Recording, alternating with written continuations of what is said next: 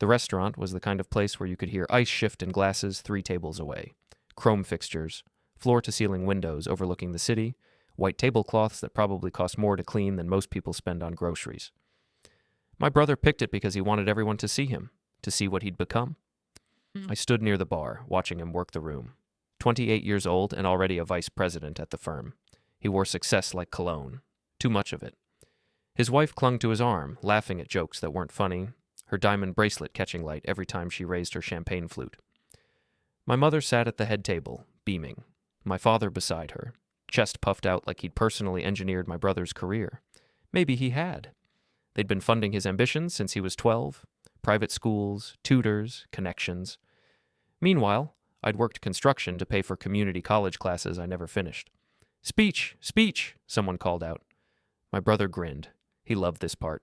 He stood, raising his glass, and the room settled into attentive silence. He thanked his mentors, his colleagues, his beautiful wife. Then his eyes found me. "And I can't forget family," he said. "My parents, obviously, and my brother." He gestured toward me, every head turned. "This is my brother. No degree, no future, just freeloading off the family." The laughter started immediately, sharp, bright. My mother's laugh rose above the rest, that particular trill she reserved for moments when she wanted everyone to know she was having a wonderful time. My father chuckled, shaking his head like I was a punchline he'd heard before, but still found amusing. My brother's wife covered her mouth, her shoulders shaking. I didn't move, didn't blink. I just stood there, glass in hand, feeling the weight of 50 pairs of eyes. Then I smiled. It wasn't a hurt smile, wasn't embarrassed, just calm, patient, like I'd been waiting for exactly this moment. I raised my glass slowly. The room quieted, expecting me to stumble through some self-deprecating response, to play along, to make their laughter easier to digest. "Cheers," I said. "This is the last time any of you will see me." I took a sip, set the glass down on the nearest table, and walked toward the exit. Behind me, the silence was total, complete, the kind of quiet that makes people uncomfortable, that makes them shift in their seats and clear their throats. I didn't look back. The elevator doors closed on my reflection. I looked exactly like myself. Same face I'd seen every morning for 43 years. But something had shifted. Some internal lock had clicked open. My phone buzzed before I reached the parking garage. My brother. "Relax. It was a joke." I deleted the message without responding. My wife was waiting in the car. She'd left the party 30 minutes earlier, claiming a headache, but she'd really left because she'd seen it coming. She always saw things before I did. "That bad?" she asked as I slid into the passenger seat. "Worse." She started the engine, didn't ask for details. We'd been married 21 years. She knew when to push and when to let silence do the work. We drove home through streets I'd known my entire life. Past the high school where my brother had been valedictorian and I'd barely graduated. Past the bank where my father had worked for 30 years before retiring with a pension that let him vacation in Europe twice a year. Past the construction company where I'd spent 15 years breaking my back before they'd downsized, and I'd been the first name on the list. Our house sat at the end of a quiet street. Small, paid off, no mortgage, no car payments. We'd learned to live within our means because we'd never had the option to do anything else. Inside, my wife made tea. I sat at the kitchen table, staring at the wood grain. "You remember when they changed the power of attorney?" I asked. She set a mug in front of me. 3 years ago. They said it was temporary, just while Dad was recovering from surgery. "And you signed because you trusted them." I nodded. "Found out last month he never changed it back. My brother's been managing everything, the investments, the property, all of it." "You didn't tell me." "Wanted to be sure first." She sat down across from me. Her face was calm, but her eyes were sharp. She'd been a paralegal before our daughter was born. She knew how these things worked. "What else?" she asked. I pulled out my phone, scrolled to the photos I'd taken, documents I'd found in my father's study 2 weeks ago when I'd stopped by to fix their leaking sink. They restructured the family trust, cut me out, put everything in my brother's name. "When?" 18 months ago." She didn't react, just studied the photos, zooming in on signatures and dates. "They never told you," she said. "No." "Did they think you wouldn't notice?" "I think they thought I wouldn't care." I took a sip of tea. It burned, going down. Or that I'd be too stupid to understand what it meant. She set the phone down. "What are you going to do?"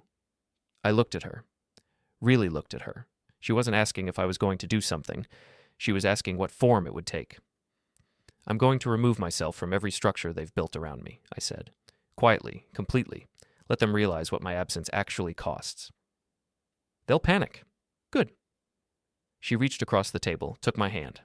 This won't be easy. Nothing worth doing is. That night, I lay in bed staring at the ceiling.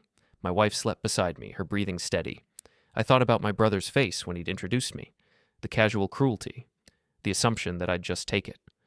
I thought about my mother's laugh, my father's smirk. They'd written me off, filed me under disappointing, and moved on. But they'd made a mistake. They'd assumed that quiet meant weak, that absence of ambition meant absence of capability. They'd forgotten that I'd built this house, that I'd rewired the electrical when the inspector said it wasn't up to code, that I'd replumbed the entire second floor after the pipes burst, that I'd learned by doing, not by sitting in a classroom listening to someone explain theory. They'd forgotten that I knew how things worked, how they really worked. I closed my eyes and started making a list. Before we continue, hit the hype button, subscribe, and like the video to help the channel grow. Tell us which city you are from in the comments. We'd love to get to know our audience better. Monday morning, I drove to my bank. Not the family bank where my father had worked, where my brother now kept his accounts. A different one, smaller, local. The manager was a woman named Patricia, who'd helped us refinance the house 10 years ago. She remembered me. What can I do for you? She asked, gesturing to a chair in her office. I set a folder on her desk. I need to separate myself from some joint accounts. She opened the folder, scanned the documents. Her expression didn't change, but I saw her posture shift slightly. These are family accounts, she said. Yes. You're listed as a secondary holder on most of them. I want my name removed. She looked up. May I ask why? Personal reasons. She studied me for a moment, then nodded. This will take some time, and you'll need to notify the primary holders. I understand. They'll be informed regardless. Bank policy. That's fine. She made notes, asked for identification, had me sign forms. The whole process took 40 minutes. This should be complete within 10 business days, she said. I thanked her and left. Next stop was my accountant, a man named Dennis who worked out of a strip mall office between a nail salon and a liquor store. He'd been doing my taxes since I was 25. You look serious, he said when I sat down. I need to restructure some things. I explained what I wanted, separating shared investments, closing joint business interests, making sure nothing I owned was entangled with anything they controlled. Dennis listened, making notes on a yellow legal pad. This is going to raise questions, he said. Let it. Your family's going to want to know why. They can ask? He tapped his pen against the pad. You're sure about this? Completely. All right. Give me a week. I spent the rest of Monday making similar visits. My lawyer, the insurance agent, the property management company that oversaw a rental my father and I co-owned. Each conversation was the same, polite, professional, final. By Tuesday afternoon, my phone started ringing. My brother first. What the hell are you doing? I let it go to voicemail, then my father. We need to talk? Voicemail. My mother. Sweetheart, your brother says you're making some changes. Can we discuss this? Delete. Wednesday morning, my brother's wife called. That surprised me. I answered. Hi, she said. Her voice was tight. Can we talk? About what? About whatever's happening. Your brother he's upset. I'm separating my finances from the family's. It's not complicated. He thinks you're trying to hurt him? I laughed. Couldn't help it. Hurt him how? I don't know. He won't explain. He just keeps saying you're being vindictive. I'm being practical. Silence on the other end. Then, did something happen? At the party? You were there. I know, but She trailed off. Look, I'm not trying to get in the middle of this. I just want to understand. Ask your husband what he said about me, in front of 50 people. Then ask yourself if you'd want to stay financially entangled with someone who sees you that way. He was drunk. He was honest. Another silence. Longer this time. I'm sorry, she said quietly. For what? For laughing. I closed my eyes. Thank you. She hung up. Thursday, I got a call from the property management company. The rental property? They needed my signature to finalize the separation. Your father's already signed, the manager said. But there's a complication. What kind? The property was used as collateral on a business loan. Your brother's business loan. I sat up straighter. When? 2 years ago. And nobody told me? Your name wasn't required on the loan documents, just the property deed. I rubbed my eyes. So, if I pull out? The collateral structure changes. The bank might call the loan. How much? 300,000. I whistled. Let them call it. Are you certain? Sign the papers. Send me copies. This could cause significant financial stress for your brother. He should have thought of that before using my assets without asking. Friday afternoon, I was in the garage when my father showed up. He didn't knock, just walked in through the side door like he owned the place. Maybe he thought he did.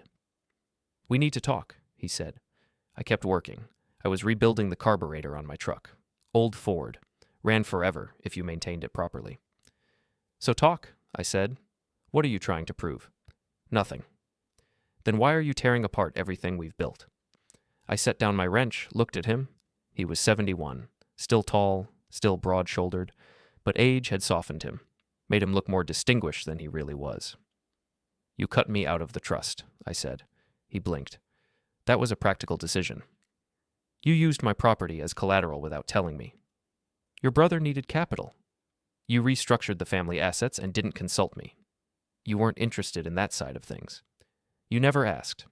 He crossed his arms. You're being petty. I'm being clear.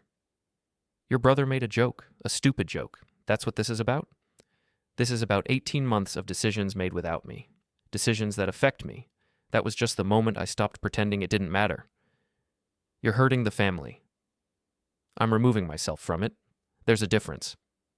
His jaw tightened. Your mother is upset. She laughed. What? At the party, when he called me a freeloader, she laughed. So did you. He looked away. It was funny. Was it?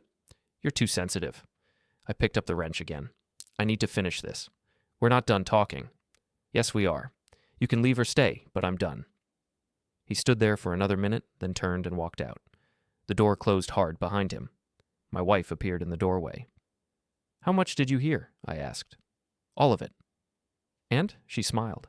I'm proud of you. That weekend, I got an email from the family lawyer, a formal request to meet and discuss recent changes to family financial structures. I forwarded it to my own lawyer with a note. Handle this however you see fit. I won't be attending. Sunday morning, I was drinking coffee when my phone rang. Unknown number, I answered. Is this you being an adult? My brother said. No greeting, just anger. Is this you calling from a different number because I blocked you? You're destroying everything. I'm extracting myself, not the same thing. The bank is calling my loan. That's between you and the bank. You did this on purpose. I didn't even know about the loan until 3 days ago. You put my property up without asking. That's on you. I needed the capital. Then you should have used your own assets. Dad said it was fine. Dad doesn't own my half of that property. Silence, then, what do you want? Nothing. Bullshit. What do you want? I want you to understand that I'm not a resource you can borrow against without asking. I'm not a punchline. I'm not someone you get to humiliate and then expect to play along. Jesus Christ, you're really this upset about a joke? No, I'm this upset about 18 months of being treated like I don't matter. The joke was just when I stopped lying to myself about it. You're pathetic. And you're panicking, which tells me everything I need to know about how fragile your success actually is. He hung up. My wife sat down beside me. That sounded productive. He called me pathetic. Rich, coming from someone whose business apparently depends on stolen collateral. I laughed, couldn't help it. She took my hand. How are you feeling? Lighter, I said. Is that wrong? No, it's overdue. The mistake came faster than I expected. Thursday morning, I got a call from Patricia at the bank. We have a problem, she said. What kind? Your brother came in yesterday. Tried to access one of the joint accounts you'd asked to be removed from. I thought my name was already off those. It is, but the account wasn't closed, just restructured. He claimed there was an error and demanded we restore his access to the full balance. What did you tell him? That we couldn't do that without your written consent. He became belligerent. Security had to escort him out. I rubbed my eyes. I'm sorry you had to deal with that. It's not your fault, but I wanted you to know. He filed a formal complaint claiming we'd illegally frozen his assets. Did you? No, we followed proper procedure, but he's threatening legal action. Let him try. There's something else. What? He asked about your accounts, your personal accounts. Wanted to know balances, transaction history, everything. My stomach tightened. What did you tell him? Nothing. That's a violation of privacy policy. But the fact he asked concerns me. Me too. I'd recommend changing your passwords, all of them, and enabling two-factor authentication on everything. I will, thank you. I hung up and immediately called Dennis. We need to lock everything down, I said. Already on it. I got a weird email yesterday from someone claiming to be you, asking for copies of your tax returns. From me? That's what it said. But the email address was off by one letter. I didn't respond. Jesus. I've flagged your account. Nothing gets released without in-person verification and ID. What about my credit? Freeze it, all 3 bureaus, today. I spent the next 2 hours on the phone, freezing credit, changing passwords, enabling security features I should have had from the start. My wife found me at the kitchen table, surrounded by paperwork. What happened? She asked. I told her. She sat down slowly. He's trying to steal from you. He's trying to find leverage, something he can use to force me back to the table. That's insane. That's desperate. What are you going to do? Document everything, make sure he can't touch anything, and wait for him to cross a line he can't walk back from. What if he doesn't stop? I looked at her. Then I'll make him stop. Friday afternoon, my phone rang. My mother. I almost didn't answer, but something made me pick up. Hi, Mom. Why are you doing this? Her voice was shaking, not angry, something worse. Hurt. Doing what? Destroying your brother, tearing apart the family. I'm not destroying anything. I'm protecting myself.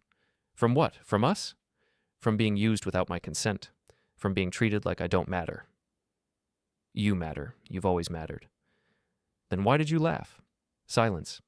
Mom? It was just a joke. A stupid joke. You laughed at me being called a freeloader, in front of 50 people. You didn't defend me. You didn't say anything. You just laughed. I didn't think. I know. That's the problem. You didn't think. None of you did. You just assumed I'd take it because I always have. What do you want from us? Nothing. I don't want anything. I just want to be left alone. You're family. Then act like it. I hung up. My hands were shaking. My wife took the phone from me, set it down, pulled me into a hug. It's okay, she said. It's not. It will be. That weekend was quiet. Too quiet. The kind of quiet that precedes something big. Sunday evening, I got a text from my brother's wife. We need to talk. It's important. I called her. What's wrong? I asked. He's planning something. What kind of something?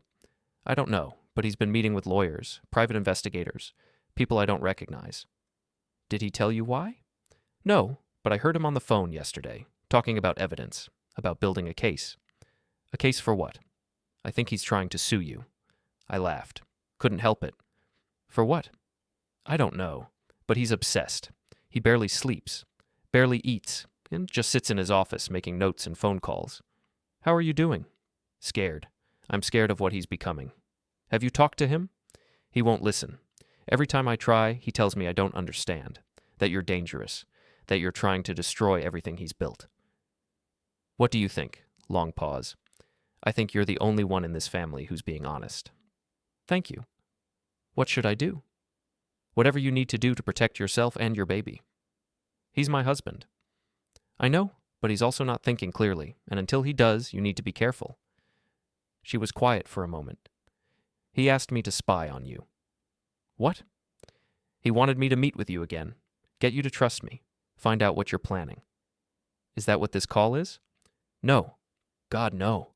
I'm calling because I need you to know what's happening, because I think he's going to do something stupid. Like what? I don't know, but whatever it is, I don't want you to be blindsided. I appreciate that. Be careful, she said. You too. Monday morning, I was in the driveway loading tools into my truck when a man approached. Mid-40s, cheap suit, camera around his neck. Excuse me, he said. Do you have a moment? Who are you? My name's Rick. I'm a private investigator. Working for my brother. He didn't deny it. I have some questions about your financial situation. No, I'm just trying to establish facts. You're trying to find dirt. Answer's still no. I can subpoena this information. Then do that. But you're not getting it from me voluntarily. Your brother says you've been stealing from the family business. I laughed. What family business? I'm not involved in any family business. The property trust. The rental holdings. I removed myself from those. Legally. With proper documentation. After embezzling funds.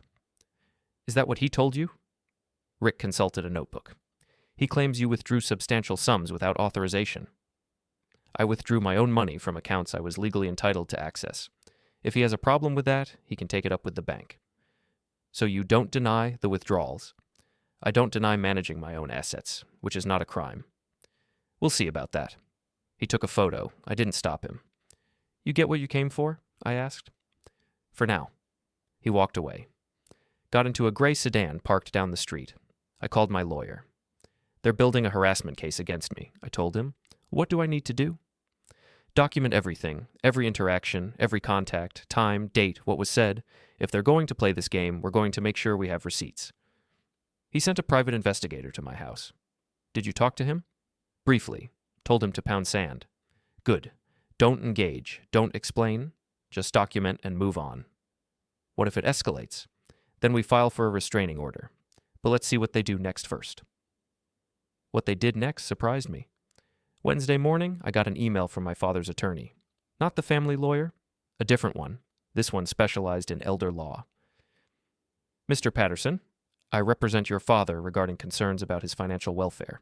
We need to meet to discuss allegations of undue influence and financial exploitation. I forwarded it to my lawyer. He called me 10 minutes later.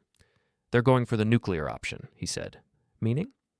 They're going to claim you manipulated your father into changing financial structures, that you used your access to take advantage of him. That's insane. He's the one who cut me out of everything. I know, but it's a common tactic.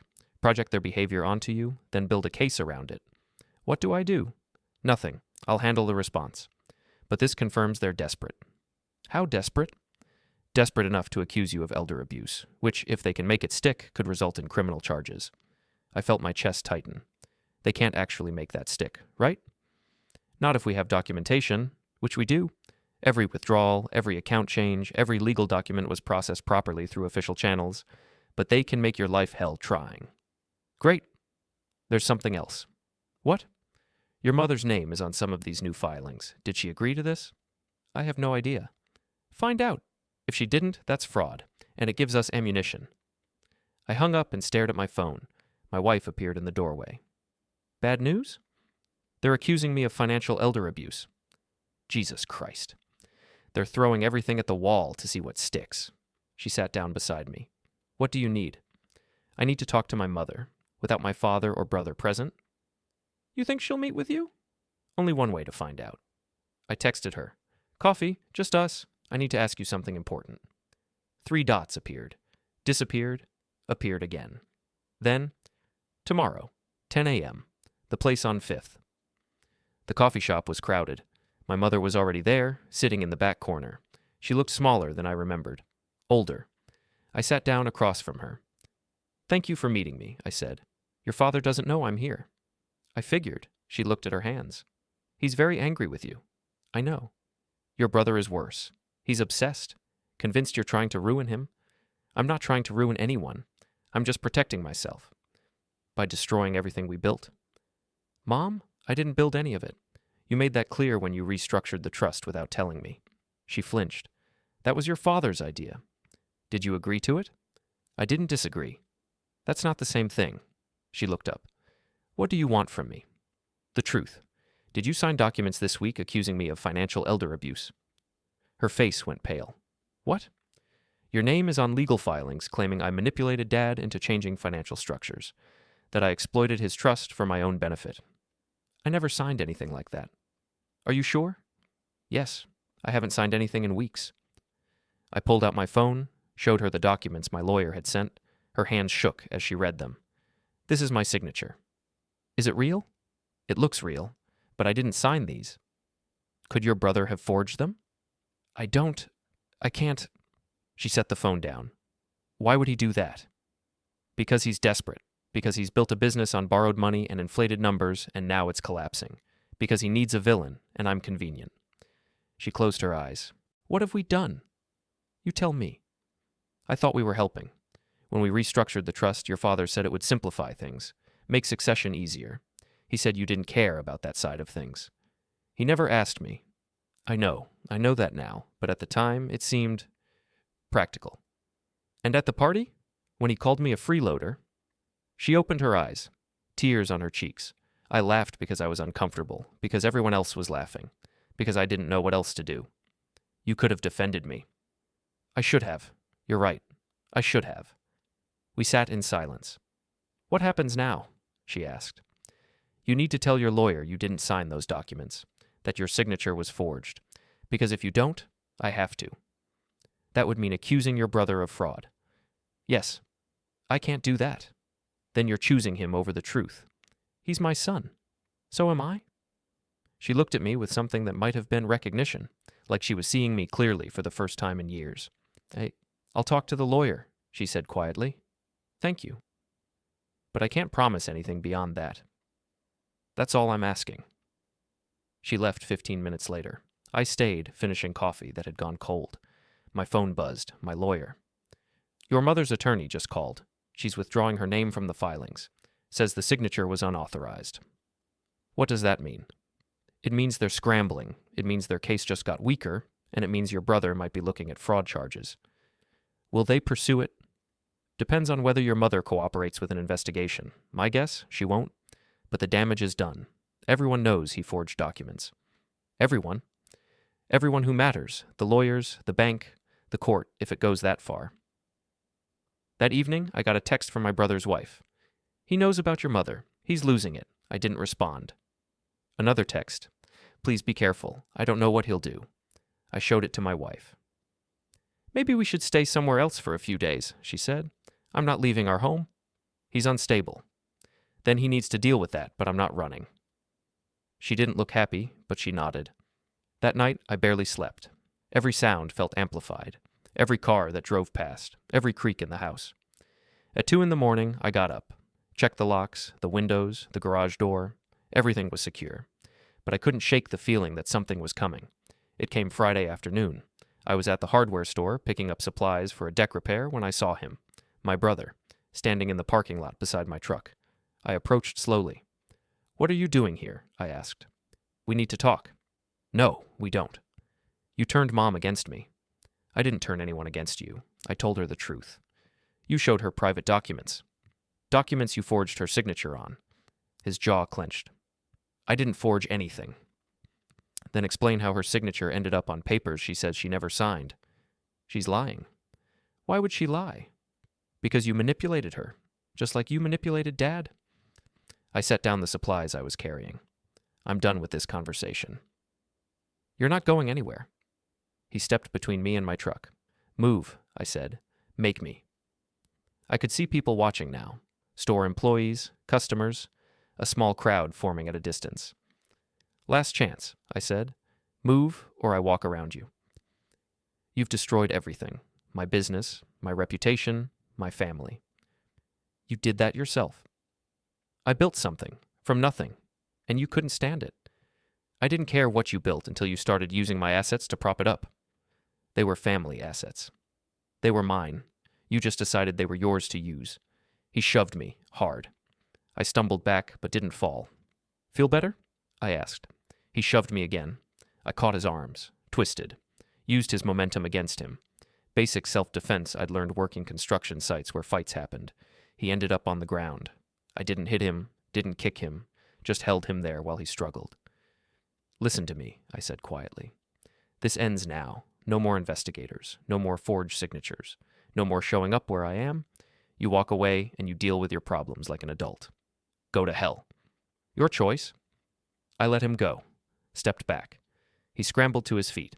His suit was dirty, torn at the knee, his face red. You're going to regret this, he said. I already regret that we're related. Someone had called the police.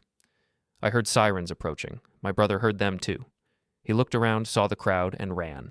I waited. 2 officers arrived, took statements from witnesses, from me. Do you want to press charges? One asked. For what? Assault. Witnesses say he shoved you first. I thought about it. No. You're sure? Yeah. They took my information anyway, said they'd file a report, told me to call if he contacted me again. I drove home in silence. My wife met me at the door. It's all over social media. What is? She showed me her phone, video of the parking lot, my brother on the ground, me standing over him. Who posted this? I asked. Everyone. It's been shared 200 times already. I watched the video. It looked worse than it was. Looked like I'd attacked him unprovoked. But the comments told a different story. That's what happens when you mess with the wrong person. Context matters. Guy had it coming. Anyone know the full story? My wife scrolled through. Some people are defending you. Some are defending him. Most are just enjoying the drama. Great. There's more. What? Your brother's business partners are asking questions. Apparently this isn't the first time he's had a public meltdown. How do you know? I have connections. People talk. I sat down heavily. This is going to get worse before it gets better. Maybe. But you're not the one who assaulted someone in a parking lot. I put him on the ground. In self-defense. After he attacked you. With witnesses. She was right. But it didn't feel like a win. That evening, my phone rang. Unknown number. I answered. This is Detective Morrison. I'm investigating an assault complaint filed this afternoon. By my brother? I can't discuss that, but I need you to come down to the station for a statement. I already gave a statement to the officers at the scene. I need a formal one. Can you come in tomorrow morning? Do I need a lawyer? That's up to you, but this is just a preliminary interview. I'll bring my lawyer. That's your right. I hung up and called my lawyer. They're pursuing charges, he said. Based on what? Based on your brother claiming you attacked him unprovoked, that the witnesses were too far away to see clearly, that you have a history of violent behavior. That's bullshit. I know, but he filed a complaint. They have to investigate. What do I do? Come in. Give your statement. Tell the truth. We have video. We have witnesses. This won't stick. But it'll be public record. Yes. Which is what he wants. He can't beat me legally, so he's trying to destroy my reputation. Probably, but he's also building a record of his own instability. Every false accusation, every forged document, it all adds up. Saturday morning, I sat in an interview room at the police station. My lawyer beside me, Detective Morrison across the table. Walk me through what happened, Morrison said. I did, step by step, from entering the parking lot to my brother leaving. Why didn't you press charges? Morrison asked. Because I wanted it to end, not escalate. But you put him on the ground. After he shoved me twice, after he refused to let me leave, after he made it clear he wasn't going to stop. Witnesses say you twisted his arm. I used the minimum force necessary to control the situation. Where did you learn those techniques? Working construction, site safety training, basic self-defense. Morrison made notes. Your brother claims you've been harassing him, threatening him, trying to ruin his business. That's not true. He has documentation, emails, text messages. Then he fabricated them, because I haven't sent him anything except legal notices through my attorney. He says you manipulated your parents into cutting him out of family assets. I removed myself from family assets. There's a difference. Morrison looked at my lawyer. Can you provide documentation of these transactions? Already prepared, my lawyer said, sliding a folder across the table. Every account change, every legal filing, every communication, all properly documented and legally executed. Morrison flipped through the pages. His expression didn't change. I'll need to verify this, he said. Take your time, my lawyer said.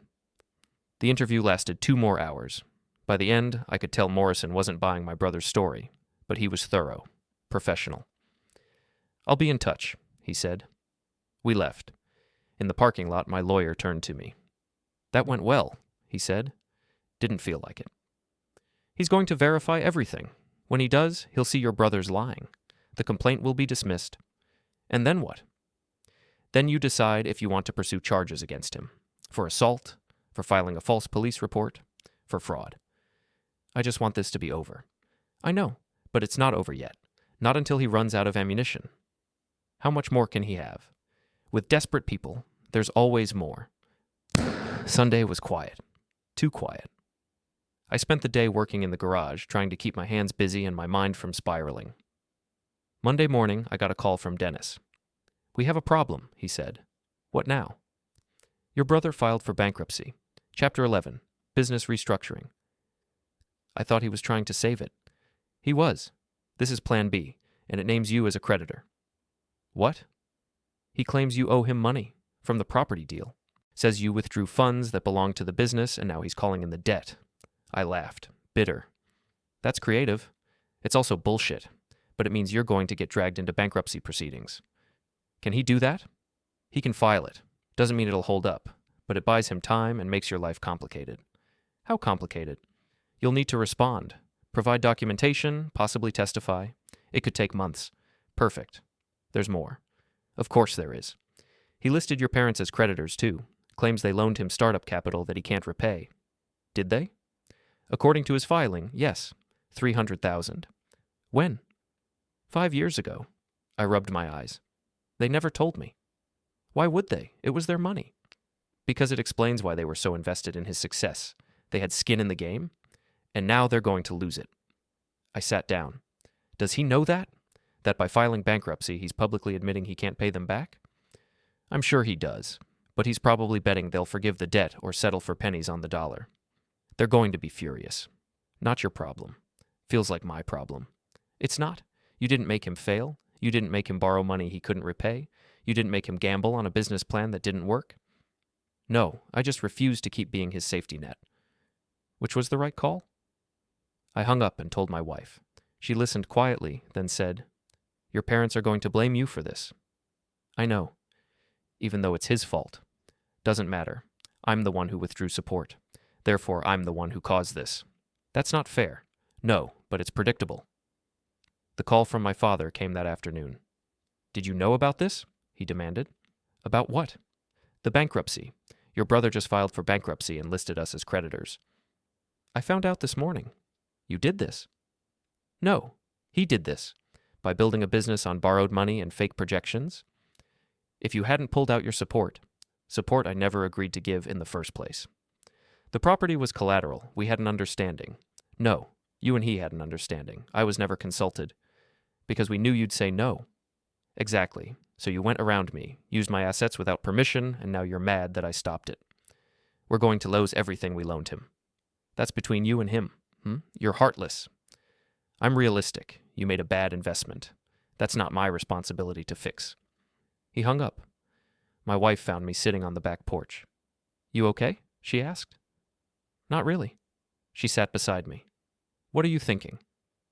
That I should feel worse than I do. That I should feel guilty, but mostly I just feel tired. You have nothing to feel guilty about. They're going to lose $300,000. Money they chose to loan him. Money they could afford to lose or they wouldn't have loaned it. You don't know that. Yes, I do. Your father worked for a bank for 30 years. He knows better than to loan money he can't afford to lose. This was a calculated risk. It didn't pay off. That's not your fault. She was right, but it didn't make it easier. Tuesday morning, I got an email from my brother's bankruptcy attorney, a formal notice that I was listed as a creditor and would need to file a claim if I wanted to be part of the proceedings. I forwarded it to my lawyer. Don't file a claim, he said when he called. Let him sweat. Why? Because if you file, you're acknowledging the debt exists. If you don't, he has to prove it, and he can't. What if the court requires a response? Then we'll respond. But for now, silence is your best weapon. Wednesday afternoon, I was at the grocery store when I ran into my brother's wife. She looked exhausted, dark circles under her eyes, hair pulled back in a messy ponytail. Hey, I said. Hey. We stood there awkwardly. How are you feeling? I asked. Tired, scared, angry. At me? At him, at this whole situation. She looked at me. He moved out. What? 2 days ago. Said he needed space to think, but really he's avoiding me, avoiding questions, avoiding reality. I'm sorry. Don't be. It was a long time coming. She touched her stomach. I'm keeping the baby, in case you were wondering. I wasn't, but I'm glad. Are you? Yeah. Kid deserves a chance. Whatever happens between you and him. She smiled. Sad. Thank you. For what? For being honest. For not pretending everything's fine. For treating me like I have a brain. You do have a brain, and you're using it. That's more than most people can say. She nodded. I should go. Take care of yourself. You too. I watched her leave, thought about calling my brother, telling him he was an idiot for walking out on a pregnant wife, but it wasn't my problem, and he wouldn't listen anyway. Thursday morning, Detective Morrison called. The complaint's been dismissed, he said. Why? video evidence, witness statements, and the fact that your brother's credibility is shot. What do you mean? He filed a false police report last year. Different incident. Different victim. Same pattern. Accusation didn't hold up. You're kidding. Nope. Guy has a history of using the legal system to harass people. This was just the most recent example. So what happens now? Nothing. Case closed. You're free to go. That's it? That's it. Though if you wanted to pursue charges against him for filing a false report, you could. I don't. Smart? Let it die. I hung up and breathed for what felt like the first time in days. My wife hugged me. It's over. This part is. What do you mean? He's not done. Not yet. There's still the bankruptcy, the business, the fallout. But you're in the clear. For now. She pulled back. Why can't you just accept that you won? Because I know him. He's not going to stop until he has nothing left to lose. And when will that be? Soon. I think very soon. The bankruptcy proceedings moved faster than I expected. Within 2 weeks, my brother's business was in full liquidation. Assets seized, creditors lining up. His partners had jumped ship the moment the filing went public. My father called me once more. Are you happy now? He asked. No. He's lost everything. He lost what he built on lies. There's a difference. You could have helped him. I could have enabled him, not the same thing. You're my son, both of you. How can I choose? You already did. When you cut me out of the trust. When you used my property without asking. When you laughed at his joke. Silence. Then, I'm sorry. The words hung there, simple, inadequate. Thank you, I said. Will you come to Sunday dinner? Your mother misses you. Maybe. Let me think about it. Please. Family is family. I'll think about it. I didn't go to Sunday dinner, didn't call, didn't text, but I thought about it. My mother called the following Tuesday. I know you're angry, she said. You have every right to be. I'm not angry anymore, just tired. Will you ever forgive us? I don't know, maybe, but trust is different from forgiveness, and I don't trust you anymore. What can we do to earn it back? I don't know if you can, but you could start by acknowledging what actually happened, not what you wish had happened, not what you told yourselves to feel better about it, what actually happened. Your brother made mistakes. And you enabled them. You prioritized his success over my dignity. You used my assets to prop up his failures. You laughed when he humiliated me. I know. Do you?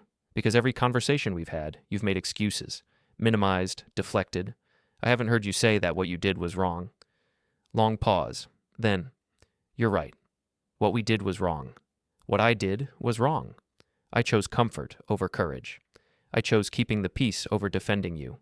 And I'm sorry. I closed my eyes. Thank you. Is that enough? It's a start. We talked for another hour. Really talked. About the past. About choices. About the ways families hurt each other without meaning to, and the ways they hurt each other very much meaning to. By the end, I felt something shift. Not forgiveness exactly, but space. Room to breathe. I'll come to dinner, I said. But your brother won't be there. He won't come anyway. He's not speaking to us. Why? Because we withdrew from the bankruptcy proceedings. Wrote off the loan as a gift. We're not going to fight him for money we knew we might never see again. That's generous. It's survival. We can't keep fighting. It's killing us. Friday afternoon, I got an email from my lawyer. Bankruptcy finalized. All claims settled or dismissed. Your brother's business is officially dissolved. I forwarded it to my wife. It's over, she said. Yeah. How do you feel? Relieved. Sad. Empty. Why empty? Because I didn't want it to end like this. I didn't want him to lose everything. I just wanted him to stop using me. You can want both things. Can I? Yeah. You can be angry at someone and still not want them destroyed. That's called being human. I thought about my brother. Wondered where he was. What he was doing. If he'd learned anything from this. Probably not. Saturday morning, I was working in the garage when a car pulled up. My brother got out. He looked terrible. Thinner, unshaved, clothes wrinkled. Can we talk? He asked. I set down my tools. About what? About everything. Little late for that. I know, but I need to say this. I waited. You were right, he said.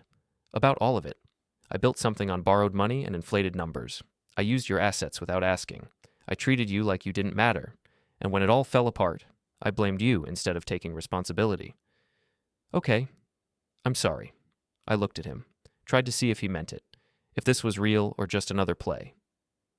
What do you want from me? I asked. Nothing. I just wanted you to know. All right. He stood there, awkward, lost. I'm broke, he said. Completely broke. Wife left me. Parents won't return my calls. I've got nothing. What are you going to do? I don't know. Find a job, I guess. Start over. You should. Will you help me? No. He flinched. Why not? Because you need to do this yourself. You need to understand what it's like to have nothing, to build from the ground up, to be underestimated and dismissed and have to prove yourself every single day. That's cruel. That's reality. That's what I've done my whole life. Now it's your turn. I thought family helped each other. Family respects each other. Family doesn't use each other. You want my help? Start by showing me you understand the difference. He nodded slowly. How long will that take? I don't know. Years maybe. Maybe never. But that's up to you. He turned to leave. Stopped. For what it's worth, I really am sorry. I believe you. But you still won't help.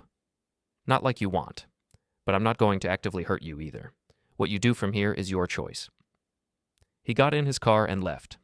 My wife appeared in the doorway. That was hard. Yeah. Did you mean it? About not helping? I meant it about not enabling. If he gets a job and needs a reference, I'll give him an honest one. If he needs advice, I'll give it.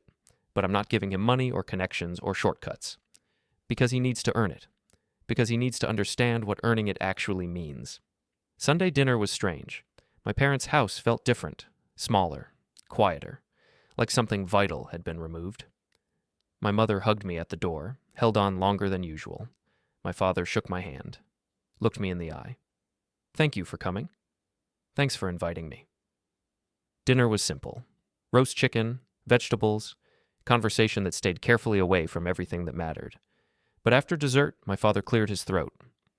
I need to say something, he said. Everyone stopped. I made mistakes, big ones. I prioritized the wrong things. I hurt people I love because I was too proud to admit I was wrong. He looked at me. I'm sorry. For all of it. For the trust, for the property, for laughing at that party, for not defending you when I should have. I nodded. Thank you. Is there anything I can do to make it right? Just don't do it again. I won't. You have my word. My mother was crying. Quiet tears she didn't try to hide. I'm sorry, too, she said. I should have been braver. Should have stood up for you. Should have questioned things instead of just going along. It's okay, I said. It's not. But thank you for saying so. We talked for another hour. Real conversation. About the business. About my brother. About what came next. He came to see me yesterday, I said. What did he want? My father asked. To apologize and to ask for help. Did you give it? Not the way he wanted, but I didn't slam the door either. That's more than he deserves. Maybe, but it's what I can offer right now. My mother reached across the table, took my hand.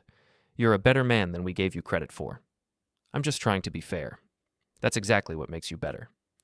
I drove home that night feeling something I hadn't felt in months. Not forgiveness, not reconciliation, but possibility. The sense that maybe, eventually, things could be different. My wife was waiting up. How was it? She asked. Better than expected. Good. They apologized. Both of them. Really apologized. Do you believe them? I think so. Time will tell. She kissed me. I'm proud of you. For what? For not becoming the villain they tried to make you. For staying yourself when it would have been easier to give in or lash out. Didn't feel easy. It never does. But you did it anyway. 3 months passed. My brother got a job, sales position, entry level, nothing glamorous, but honest work. He texted me once. Started today. Wish me luck. I replied. Good luck. That was it. Small, but it was something. My parents and I had dinner once a month. Neutral territory, casual conversation, slow rebuilding. My brother's wife had the baby. A girl. She sent me a photo. I sent flowers to the hospital. Life moved forward. But I knew it wasn't over. Not really. Because my brother was still my brother. And patterns, once established, were hard to break. The call came on a Tuesday. My brother's wife. Panicked. He's planning something, she said. What kind of something? I don't know, but he's been meeting with people, making calls. He has this look, like he used to before everything fell apart. Do you think he's starting another business? I think he's trying to, but that's not what scares me. What does? He keeps talking about you, about how you ruined him, about how he's going to prove everyone wrong. Does he know you're calling me? No, but I needed to warn you. He's not stable. He's not thinking clearly. What do you want me to do? I don't know. Just be careful. I told my wife. Maybe we should call the police, she said. And tell them what? That my brother might be planning something, but I don't know what? It's better than waiting. He's not going to hurt me, not physically. You don't know that. I do. He's angry, he's bitter, but he's not violent. People change when they're desperate. I'll be careful. The next day, I got an email from my brother. Subject line: You need to read this. I almost deleted it, but curiosity won. Inside was a business proposal. Detailed, professional, a consulting firm targeting small businesses in restructuring, and he wanted me as a partner. I read it twice. It was actually good. Solid concept, realistic projections, conservative growth estimates. I called him. Did you write this? I asked. Most of it. Had some help from a business advisor. It's good? Really? Yeah, it's realistic, achievable, none of the inflated nonsense from before. Silence. Then, will you do it? No. Why not? Because you don't need me. You need to prove you can do this yourself. I'm trying to make amends. Then make them by succeeding, not by pulling me back into something that could blow up again. You don't trust me. Not yet, but I want to. Show me this works. Show me you can build something sustainable without cutting corners or using other people's assets. Then we'll talk. How long? A year, maybe 2. When this business is profitable and stable, if you still want a partner, call me. And if I fail, then you fail, but at least you'll fail honestly. He was quiet for a long time. That's fair. Good luck. Thanks. I hung up. My wife looked at me. You really think he can do it? I don't know, but I think he deserves the chance to try. What if he succeeds? Then maybe we can rebuild something, not what we had, but something new. And if he fails? Then at least I gave him a fair shot. 6 months later, my brother's consulting firm was still operating. Small, modest, but real. He sent me quarterly reports. Unasked for, but appreciated. The numbers were good, not spectacular, but steady, sustainable. My mother called one Sunday. He's doing it, she said. He's actually doing it. Yeah. Aren't you proud? Cautiously optimistic. That's not the same thing. No, but it's honest.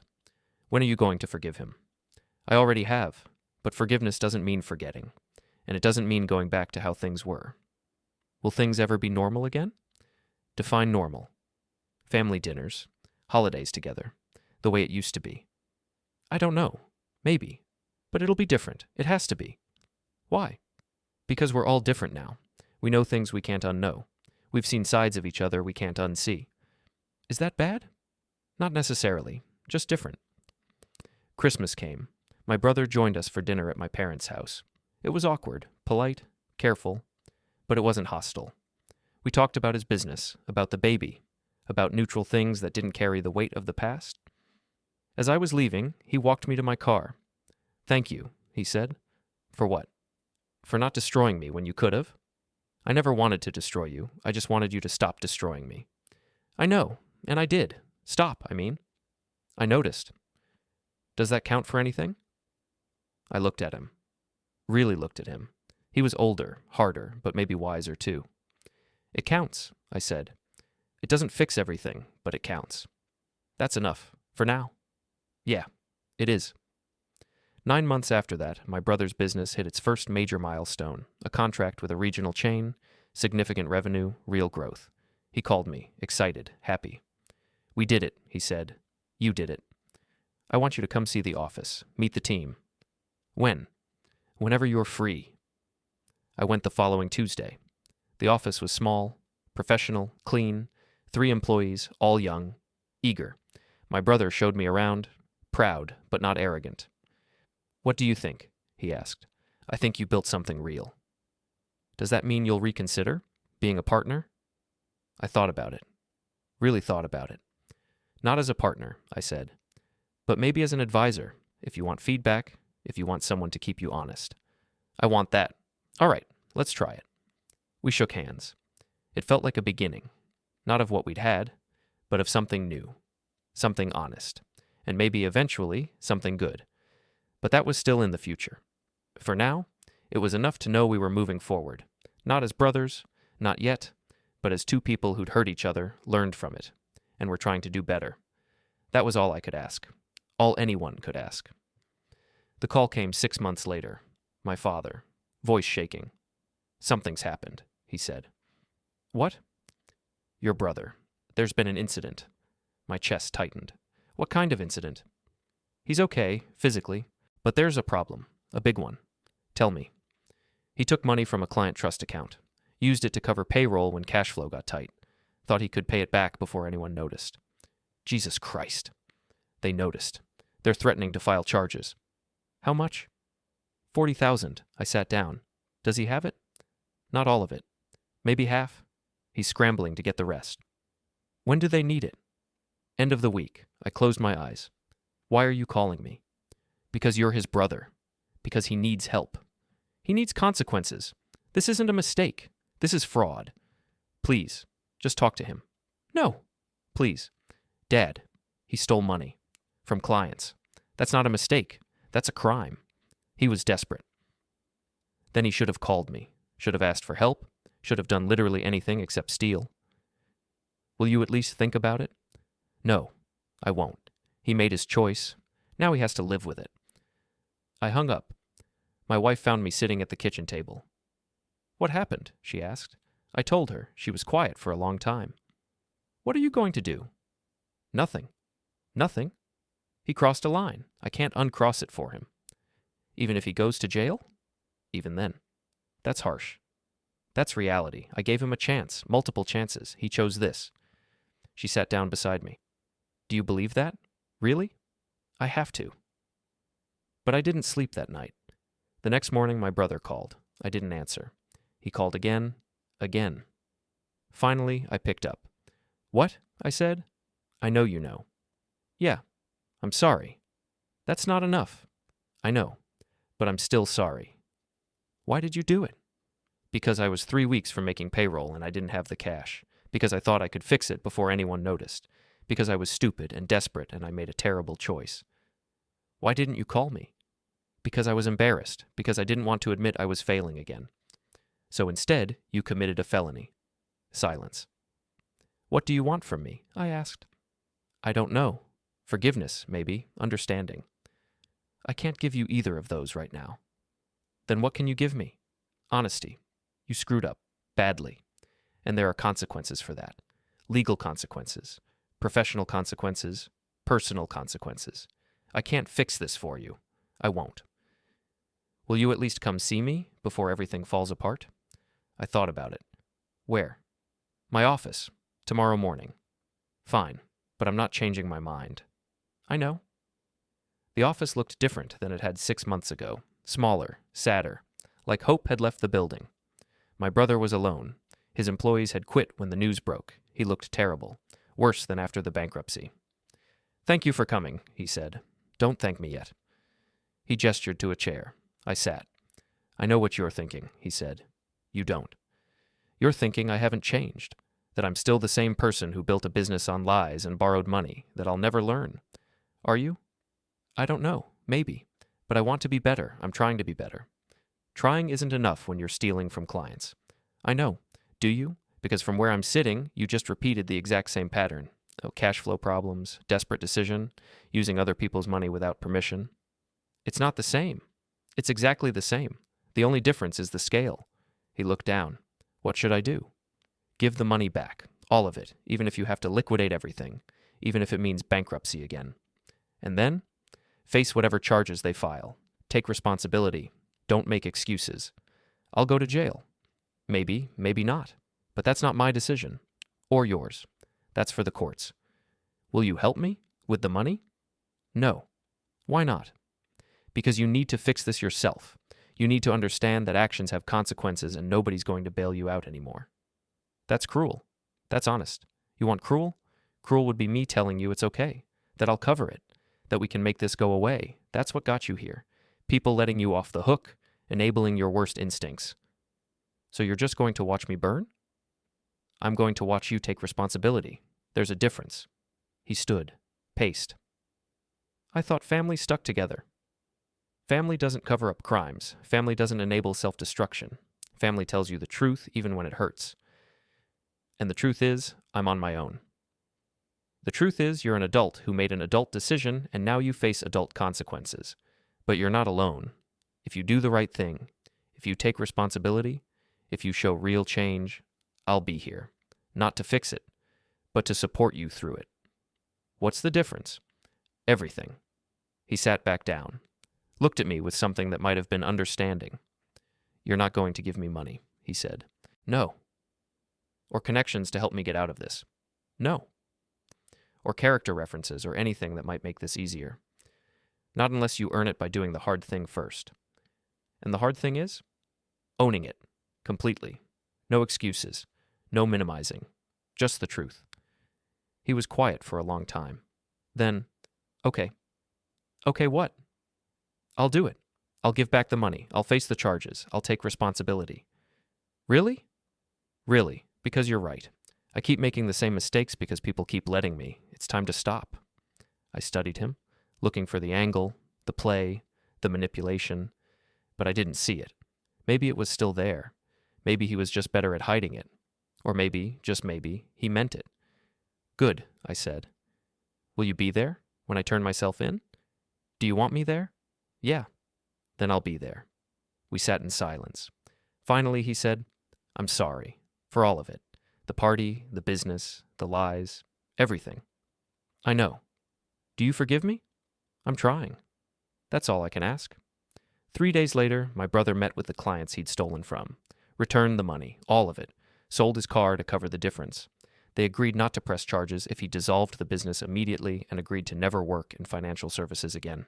He agreed, the business closed, the office emptied, 3 years of work erased. But he walked away free. My father called. Thank you. For what? I didn't do anything. You gave him what he needed, not what he wanted, but what he needed. And what was that? The truth and the space to make his own decision. He still lost everything. He lost a business, but he kept his freedom and his integrity. That's not nothing. No, it's not. 2 weeks later, my brother got a job. Construction, manual labor, the kind of work I'd done for 15 years. He called me his first day. It's hard, he said. I know. My back hurts. My hands are blistered. I'm exhausted. Welcome to the real world. How did you do this for so long? 1 day at a time, same way you will. I don't know if I can. You can. You just have to want to. I want to. Then you will. A month later, he called again. I got promoted, he said. After a month? Assistant foreman. Guy saw I could read blueprints and do math in my head. Asked if I wanted more responsibility. That's great. It's not much, but it's honest. That's all that matters. Is it though? I had so much more before. You had an illusion. Now you have something real. When did you get so wise? I'm not wise. I just learned the hard way what matters and what doesn't. Will you teach me? I think you're teaching yourself. I'm just here if you need me. I need you. I know. 6 months after that, we had dinner. Just us. No parents. No wives. Just 2 brothers. It was awkward at first. Too much history. Too much pain. But we found our rhythm. Talked about work, about life, about the future. Do you think we'll ever be okay? He asked. Define okay. Like we were when we were kids? No, we'll never be that again. Why not? Because we know too much now. We've hurt each other too much. But we can be something different. Something better, maybe. You think? I hope. Me too. We finished dinner, paid the bill, walked to the parking lot. Thank you, he said. For what? For not giving up on me, even when I deserved it. You're my brother. I couldn't if I tried. That's not true. You could have cut me off completely. Lots of people would have. Maybe, but I'm not lots of people. No, you're not. We stood there, 2 middle-aged men who'd fought and failed and hurt each other in ways that would never fully heal. But we were still standing, still trying, and maybe that was enough. He got in his car, drove away. I sat in mine for a long time, thinking about everything that had happened, everything that had changed. My phone buzzed. My wife. Coming home? Yeah, on my way. I started the car, pulled out of the parking lot. The city looked different at night, lights reflecting off glass, people moving through their lives, each with their own stories, their own struggles. I thought about my brother, about my parents, about the family we'd been and the family we were becoming. It wasn't perfect, wasn't healed, probably never would be, but it was real, and for the first time in years, that felt like enough. I drove home. My wife was waiting. We sat on the porch, drinking tea, watching the stars. How did it go? She asked. Good. Better than expected. Think it'll last? I don't know, but I think we both want it to. That's progress. Yeah, it is. We sat in comfortable silence, the kind of silence that comes from knowing someone completely, from weathering storms together, from choosing each other day after day after day. I'm proud of you, she said. For what? For being the bigger person, for not becoming what they tried to make you. I had help. Still. I took her hand. Thank you. For everything. For believing in me when nobody else did. For standing by me when it would have been easier to walk away. That's what love is. Is it? Part of it. The hard part. And the easy part? She smiled. This. Right here. Right now. We sat until the tea went cold and the stars faded and the first light of dawn touched the horizon. And I knew, whatever came next, whatever challenges or conflicts or complications, I'd face them the same way I'd faced everything else, with honesty, with integrity, with the quiet certainty that doing the right thing mattered more than being comfortable. It wasn't the story I'd imagined for my life, but it was the story I'd earned, and that made all the difference. My phone buzzed. My brother. Thanks for dinner. Let's do it again sometime. I smiled. Anytime. I set the phone down. The sun was rising, a new day beginning, full of possibility, full of hope, and for the first time in a very long time, I was ready for it.